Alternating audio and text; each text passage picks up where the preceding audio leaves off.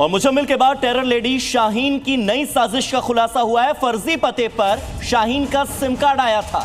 मस्जिद के पते पर सिम कार्ड आया था। साथ ही खबर यह कि अपना असली पता नहीं बताती थी शाहीन। ये बड़ी जानकारी टेरर लेडी शाहीन पर, बड़ा खुलासा टेरर लेडी शाहीन पर, फर्जी पते पर शाहीन का सिम आया था।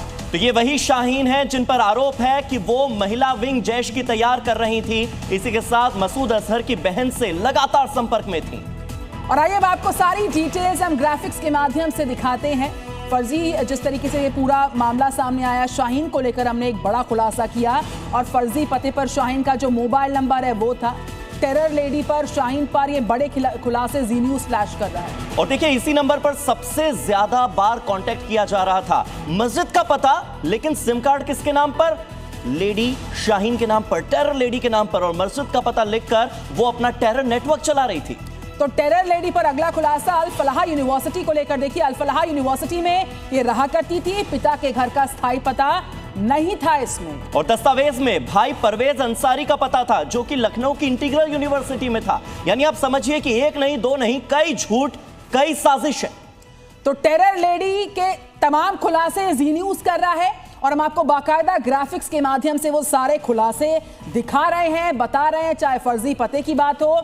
और अलग अलग तस्वीरें शाहीन की ये रही आपके सामने। शाहीन की ये 4 तस्वीरें जी न्यूज़ आपको इस वक्त दिखा रहा। टेरर लेडी के 4 अलग अलग रूप देखिए। तो ये वही शाहीन है जो कि जैशे मोहम्मद की लेडी विंग चला रही थी। ये वही शाहीन है जो कि फरीदाबाद की अल फलाह यूनिवर्सिटी में रहकर देश विरोधी गतिविधियों में शामिल थी। ये वही शाहीन सईद है जिसने कि मस्जिद का फर्जी पता देकर सिम कार्ड खरीदा था।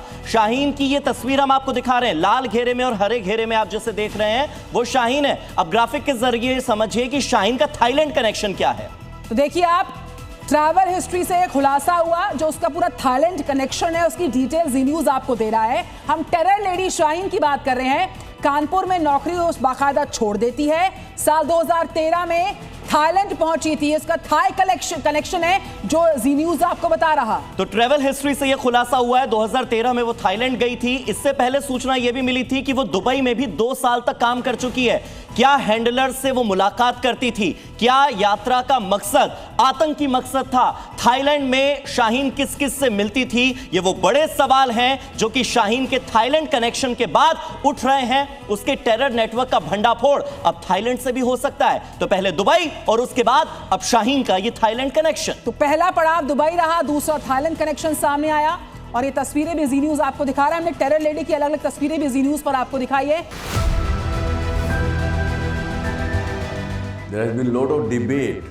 What is the true meaning of Dhamma or Dharma?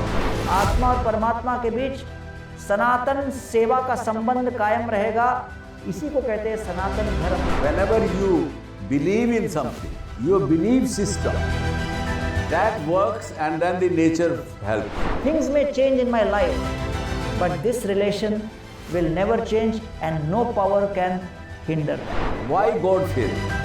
क्या हम fear की वजह से परमात्मा से प्यार करें कि नहीं तो वो दंड दे देगा हमको?